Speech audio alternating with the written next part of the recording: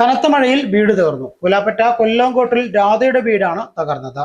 കഴിഞ്ഞ ദിവസമുണ്ടായ കനത്ത മഴയിൽ വീടിന്റെ ഒരു വശം പൂർണ്ണമായും തകർന്നു.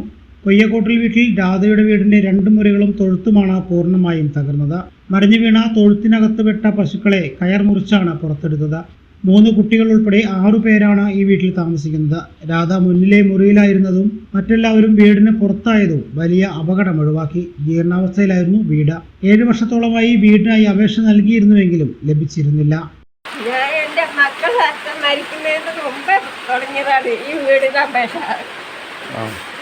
ഇപ്പൊ അവരച്ഛൻ മരിച്ചിട്ട് 7 വർഷമായി. ഇതുവരെയായിട്ടും ഈ വീട് ഞാൻ കവർ കെട്ടിയിട്ടും അങ്ങനെയൊക്കെ ജീവിച്ചു ഇതുവരെ. ഇന്നലെ ഒരു തലനാരൊക്കെയാണ് ഞാൻ രക്ഷപ്പെട്ടത്. എൻ്റെ മക്കളുടെ ഭാഗ്യം കൊണ്ടുള്ളൂ. എൻ്റെ പശുക്കുട്ടിയുടെ തലയിൽ വീണു. പശു ഞാനതിനൊക്കെ അങ്ങനെയൊക്കെ മാറ്റി. ഇന്ന് പശുക്കുട്ടിക്ക് തീരെ വയ്യ. എൻ്റെ അവസ്ഥ ഇതാണ്.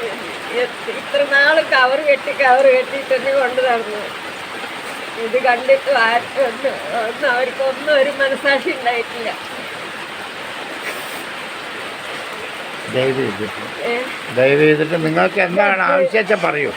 എനിക്കൊരു വീട് നനഞ്ഞു വീഴാത്ത ഒരു വീട് എനിക്ക് അത്യാവശ്യമാണ്. ഒരു കൂടാരത്തിന് ഞാൻ ആഗ്രഹിക്കുന്നുള്ളൂ. നല്ലൊരു വീടോ വാർപ്പ് കെട്ടിടോ ഒന്നും ഞാൻ ആഗ്രഹിക്കുന്നില്ല. മരിക്കുന്നവരെ കിടക്കുന്നുണ്ട്.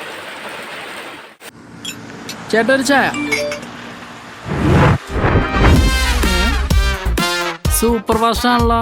ഇതിന്റെ കേരള വിഷൻ വൈഫൈയാ? ഫാസ്റ്റ് ഒക്കെ തന്നെ, പക്ഷെ Kerala vision wifi connection free ആണ്. ചായ ഫ്രീ അല്ല, കാശട് Kerala vision free wifi connection. Free ആയി കണക്ട് ആവൂ.